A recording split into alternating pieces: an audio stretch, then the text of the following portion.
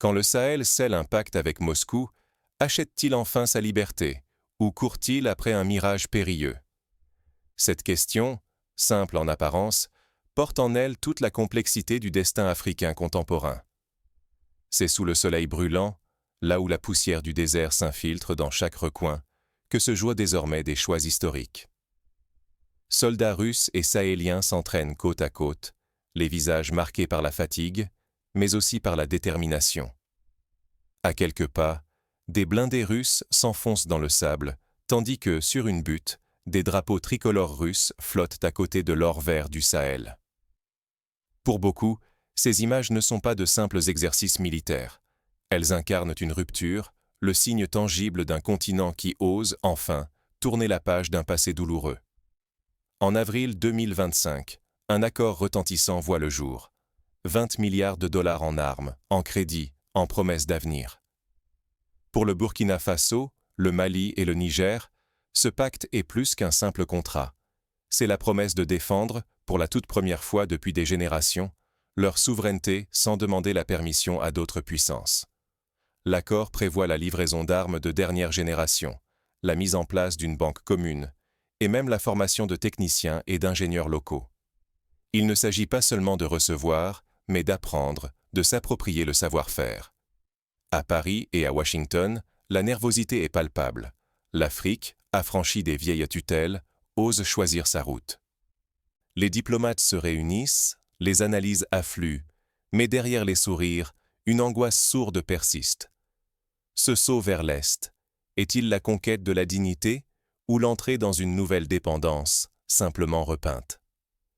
Ce n'est pas la première fois que le continent tente de rompre avec ses chaînes. Dans les années 60, les indépendances promettaient déjà une renaissance, vite rattrapée par les réalités économiques et politiques. Aujourd'hui, la question revient, sous une forme nouvelle, mais avec la même intensité. Les enjeux sont vertigineux. Prendre enfin son destin en main, ou risquer de voir s'évaporer une souveraineté chèrement regagnée. L'alliance Russie-Sahel, révolution silencieuse ou piège lentement refermé. Pour mieux comprendre, il faut plonger dans l'histoire récente du Sahel, celle des promesses trahies et des rêves brisés. Avant le pacte, la région vivait sous la menace et l'incertitude. Revenons sur les années où le Sahel cherchait encore sa voie. Pendant près de 40 années, la France et les États-Unis ont multiplié les interventions. Soldats, drones, missions de l'ONU, opérations ponctuelles. Pourtant, au sol, la vie empirait. Les villages brûlaient, les écoles fermaient, l'insécurité s'installait partout. Les capitales quémandaient l'aide, mais la jeunesse n'espérait plus rien. Les populations, prises en étau entre violences djihadistes, banditisme et corruption, voyaient leur quotidien s'assombrir. Derrière l'aide internationale, le Sahel restait prisonnier. Les budgets, dictés depuis Paris ou Washington, fixèrent les réformes au gré de priorités étrangères. Même la monnaie, le franc CFA, rappelait à chaque transaction la mainmise française. Ainsi, un agriculteur du Niger qui vendait son mil devait encore calculer la valeur réelle de son revenu en fonction des fluctuations décidées à Paris. L'humiliation était quotidienne. Demander des crédits, accepter des soldats venus d'ailleurs, subir des partenariats inégaux. La dépendance étrangère pesait sur chaque décision. Le programme d'ajustement structurel du FMI, imposé dans les années 90, a laissé des souvenirs amers. Fermeture d'hôpitaux, licenciements massifs, hausse de la pauvreté. Cette lassitude s'est muée en colère sourde. Au Burkina Faso, au Mali, au Niger, un vent d'exigence souffle. Les peuples veulent reprendre la main, décider de leur sort, même au risque de l'incertitude.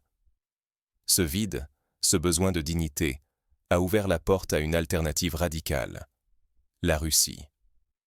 Comme lors des mouvements de décolonisation, où les leaders comme Thomas Sankara ou Modibo Keïta rêvaient déjà d'autonomie, un nouvel espoir germe. L'arrivée de Moscou bouleverse les équilibres.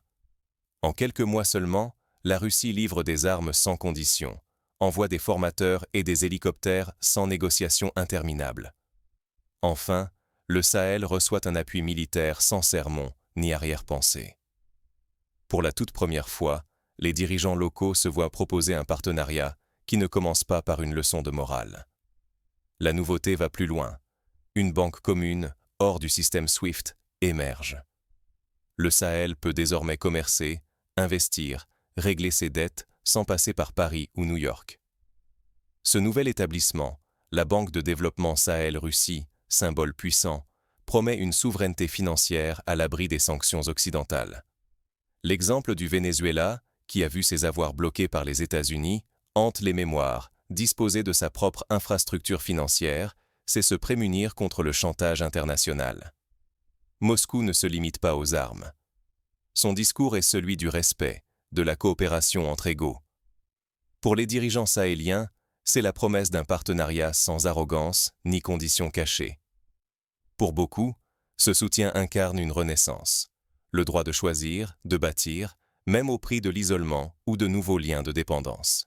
On se souvient de la coopération avec l'Union soviétique dans les années 70, qui avait permis la construction d'usines et de barrages dans plusieurs pays africains. Mais l'histoire enseigne aussi la prudence. Certains de ces projets sont restés inachevés, faute de suivi ou de moyens locaux. Pourtant, ce virage n'est pas sans péril. Refuser l'offre russe, c'est accepter de subir encore la spirale de la pauvreté et de la violence. L'accepter, c'est tenter de s'émanciper, mais au risque de l'isolement mondial, ou pire, de retomber dans une autre forme de tutelle. Le Sahel joue sa survie, sa dignité et sa place dans l'histoire. Alors que les drapeaux russes flottent désormais aux côtés des couleurs sahéliennes, l'Afrique entière retient son souffle. L'histoire de la République démocratique du Congo, qui a basculé plusieurs fois d'un partenaire à l'autre sans jamais trouver la stabilité, résonne comme un avertissement. Mais derrière le pacte, des questions brûlent déjà. La Russie tient-elle vraiment parole ou cache-t-elle d'autres ambitions? Le Sahel peut-il éviter le piège d'une nouvelle dépendance ou n'a-t-il fait que changer de maître? L'exemple de la République centrafricaine, très dépendante aujourd'hui du soutien militaire et économique russe, alimente les débats.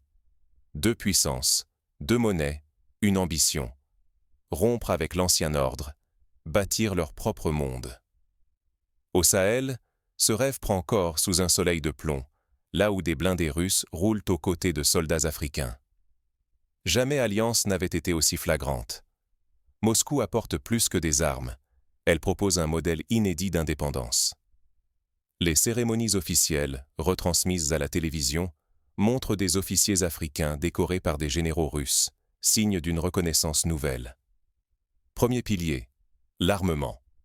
Le pacte prévoit la livraison d'armes de dernière génération, des chars aux drones en passant par des batteries anti-aériennes.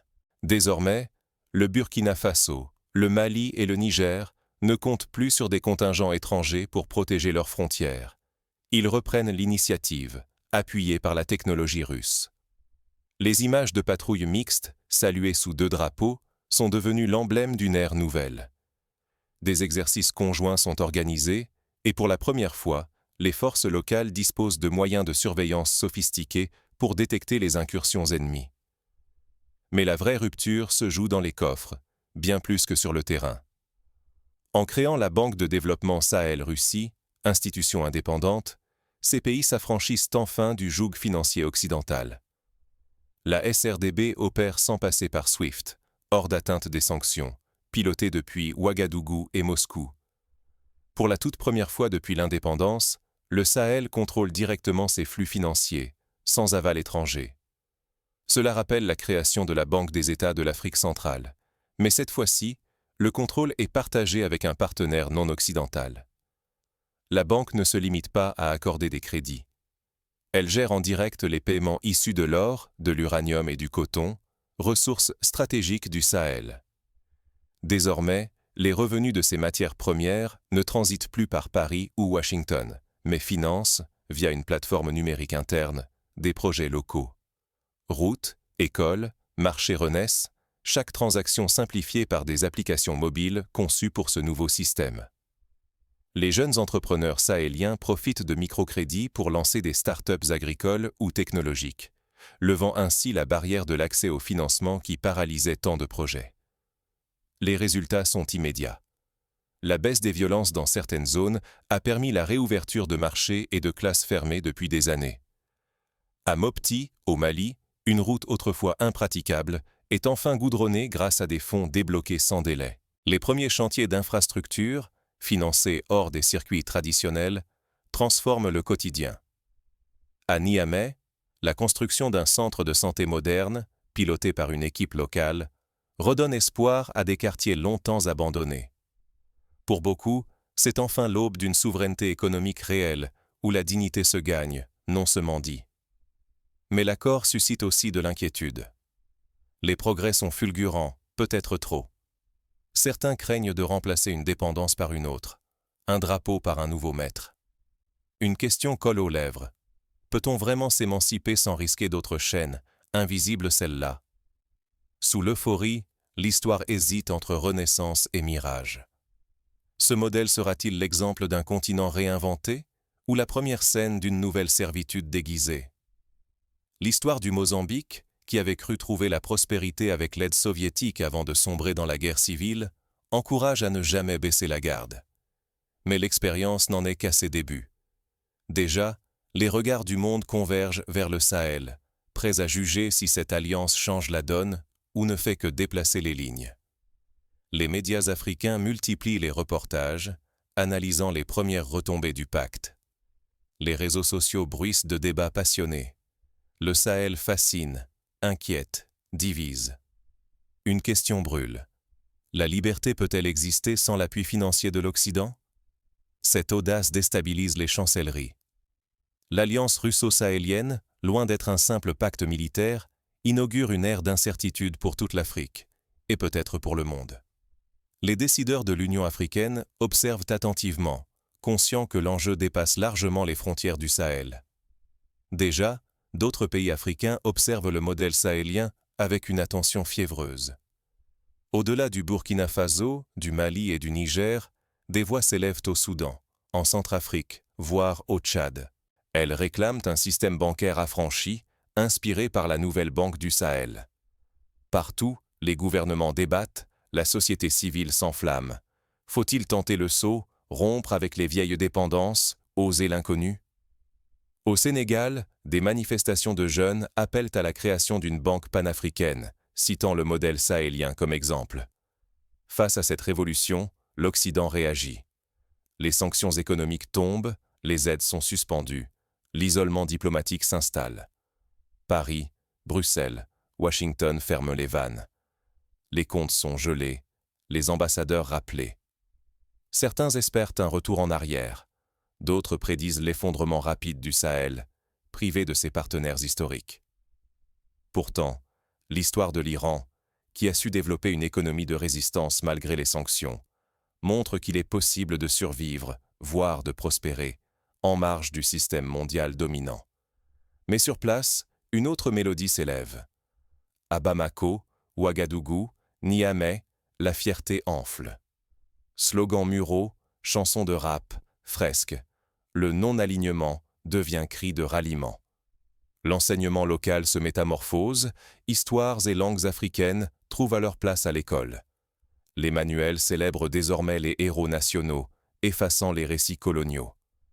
Un nouveau sentiment collectif, fragile mais puissant, s'installe, celui de la reconquête de la souveraineté. Le retour des langues locales dans l'administration, à l'image du Swahili en Afrique de l'Est, renforce cette dynamique. Pourtant, la contestation demeure. Des économistes dénoncent le risque d'une dette cachée envers Moscou, dont les termes restent opaques. D'autres pointent la flambée des prix, la montée d'une inflation difficile à juguler sans accès aux marchés mondiaux. Les plus sceptiques redoutent que cette alliance ne remplace une tutelle par une autre, cette fois russe. Le favoritisme dans l'attribution des contrats militaires et miniers, l'absence de contre-pouvoir démocratique inquiète. Le débat est vif.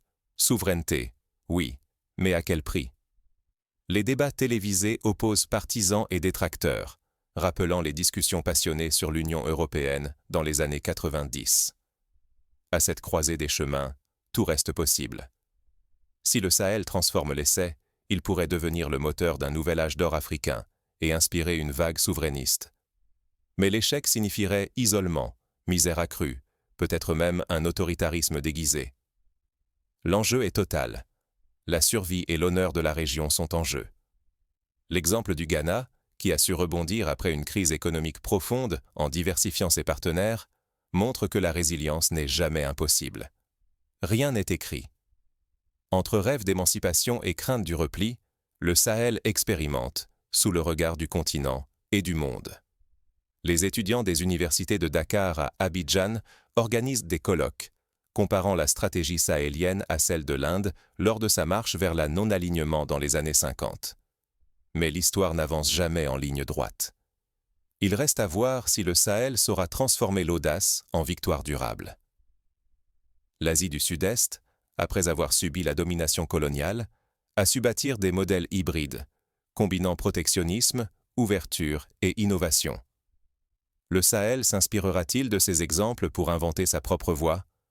Le vrai défi au Sahel aujourd'hui? Sauver sa liberté sans tomber dans la solitude ni dans l'illusion. Tout se joue ici, bien au-delà des drapeaux ou des signatures. Comment transformer cette alliance décisive avec la Russie en tremplin, et non en nouveau piège? Comment éviter que la dépendance d'hier ne revienne sous un autre nom? Première règle, ne jamais confier tout son destin à un seul partenaire. Diversifier, c'est vital. Il ne faut surtout pas troquer une tutelle occidentale contre une tutelle russe, chinoise ou autre. L'enjeu, c'est de ne pas remplacer un maître par un autre, mais de multiplier les alliances, de miser sur le multilatéralisme. Cela veut dire dialoguer avec Moscou, Pékin, Ankara, mais aussi renforcer les liens avec les voisins africains et les puissances émergentes du Sud.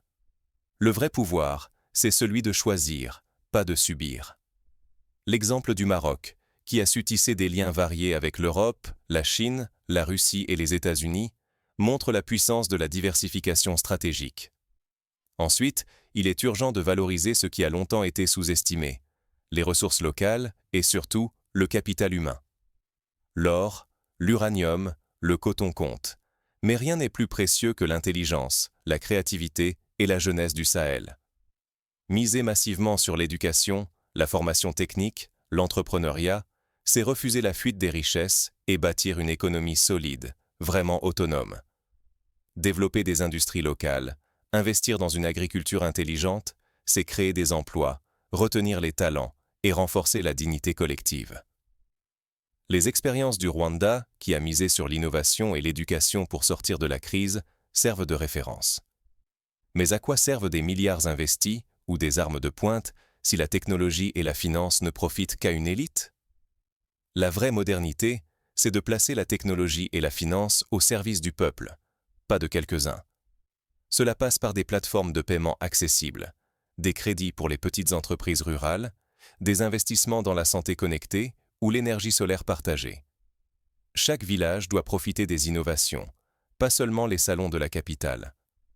Au Kenya, la généralisation du mobile banking a permis à de nombreux paysans d'accéder à des services financiers autrefois réservés aux citadins. Pour construire cet avenir, un autre pilier est indispensable, des institutions transparentes et responsables. Copier les modèles occidentaux, souvent déconnectés des réalités africaines, n'a pas de sens. Il s'agit d'inventer une gouvernance enracinée dans la culture locale, où le contrôle citoyen et la lutte contre la corruption deviennent la norme. Les nouvelles banques ou ministères ne doivent pas être des coffres-forts opaques, mais des maisons de verre où chaque citoyen peut suivre le mouvement des fonds publics. L'expérience de l'île Maurice, qui a introduit des mécanismes de contrôle citoyen pour ses projets publics, inspire confiance. La souveraineté, c'est aussi la capacité de dire non, même à ses nouveaux alliés. Savoir refuser un marché inéquitable, une base militaire de trop ou une dette insoutenable. Poser ses propres lignes rouges, même si cela provoque des tensions ou des ruptures. C'est en assumant ce droit au refus que le Sahel pourra écrire son propre agenda et non exécuter celui des autres. L'exemple de l'Algérie, qui a su dire non à plusieurs pressions internationales, montre la force de la négociation ferme. Mal gérer cette nouvelle ère, c'est risquer de retomber, sous une autre forme, dans la soumission qui a étouffé tant de rêves d'indépendance. Mais réussir, c'est ouvrir une voie nouvelle. Celle d'une Afrique qui négocie d'égal à égal, transforme ses ressources en moteur de prospérité partagée, inspire confiance à sa jeunesse et au monde. Les étudiants, les syndicats, les femmes rurales, tous sont invités à prendre part à la construction de ce futur. Pourtant, la révolution la plus profonde ne s'affiche pas. Elle commence dans les mentalités, dans la façon dont chaque citoyen se réapproprie son destin. À Bamako, une jeune entrepreneur lance une coopérative de tissage financée par le microcrédit local.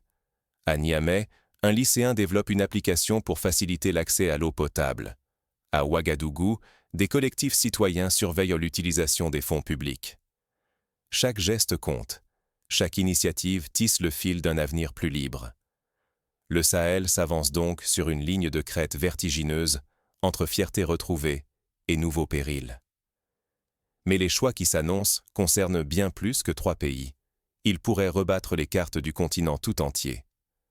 Les conséquences se feront sentir jusqu'en Afrique du Sud, où les débats sur la souveraineté économique s'intensifient. Le Sahel n'attend plus qu'on lui accorde le droit d'exister. Désormais, qui d'autre que l'Afrique peut écrire l'avenir de l'Afrique? C'est la question que pose chaque jeune, chaque mère, chaque travailleur à l'aube d'un nouveau jour. Nous touchons au terme d'un long chemin. La dignité retrouvée est la clé. Pour la toute première fois, le Burkina Faso, le Mali et le Niger ont refusé d'être de simples figurants dans leur propre histoire. Ils ont déclaré d'une même voix que la souveraineté ne s'offre pas, elle se conquiert.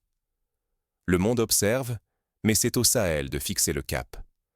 Le pacte avec la Russie, pesant plus de 20 milliards de dollars, dépasse la question des armes ou des devises. C'est un acte fondateur, un serment. Survivre n'a de sens que si cela rime avec respect de soi. Les peuples du Sahel ne veulent plus ramper pour subsister. Ils veulent vivre debout, maîtres de leur sol, de leurs ressources, de leurs mots. Dans les rues, les slogans « dignité ou rien » s'affichent sur les murs, rappelant que la bataille la plus difficile est celle de l'estime de soi. À ce carrefour, la peur veille. Peur de l'isolement, peur de chaînes nouvelles, insidieuses. Il serait facile de s'accrocher au confort amer de la dépendance, de céder aux habitudes qui rassurent. Mais céder à la peur, c'est étouffer la flamme de la liberté. C'est accepter que la dignité demeure l'exception et non la règle. L'histoire du Botswana, qui a su s'affranchir de la dépendance minière pour investir dans la santé et l'éducation, montre qu'il est possible de transcender ses peurs. Se redresser, c'est choisir la difficulté et le risque de tracer soi-même sa route, sans filet ni garantie. Mais c'est aussi choisir la dignité, négocier sans quémander, exiger sans supplier, conclure sans permission. C'est accepter de perdre parfois, pour mieux gagner demain. Dans les rues de Ouagadougou, Bamako ou Niamey, ce choix ne fait pas l'unanimité. Les doutes sont vifs, légitimes. Le passé colonial a semé la méfiance. La dépendance change de masque, jamais de nature. Pourtant, pour la toute première fois, la question du « avec qui » s'efface derrière celle du « pourquoi ». Il ne s'agit plus de trancher entre Moscou et Paris, entre Est et Ouest. Ce qui compte, c'est de redéfinir l'idée d'une alliance juste. Une alliance sans tutelle ni maître, où l'Afrique fixe ses propres termes. Où la dignité cesse d'être négociable et devient non discutable. Les leaders sahéliens, inspirés par les héros de l'indépendance, savent que la route sera longue, mais qu'il n'y a pas de retour en arrière. Le Sahel entr'ouvre une brèche. Il rappelle au monde que la souveraineté n'est pas un slogan, mais un acte concret. Un acte fragile, parfois risqué, toujours essentiel. À chaque Africain, à chaque citoyen du monde, d'interroger la notion d'alliance juste. De proclamer, par la voix, le vote ou l'action, que l'avenir ne s'écrit pas sans ceux qui le vivent. C'est dans ce dialogue permanent, entre rêve et réalité, que se forge la dignité. Demain, de nouvelles frontières, de nouveaux pactes, d'autres rêves s'inventeront. Mais la question de la dignité ne s'éteindra plus. Elle s'invite désormais à chaque négociation, à chaque carrefour, comme une exigence qui ne se tait plus. Et pour que cette exigence ne retombe jamais, il faudra du courage, de la vigilance, et surtout, une foi inébranlable en la capacité du Sahel à écrire son propre destin.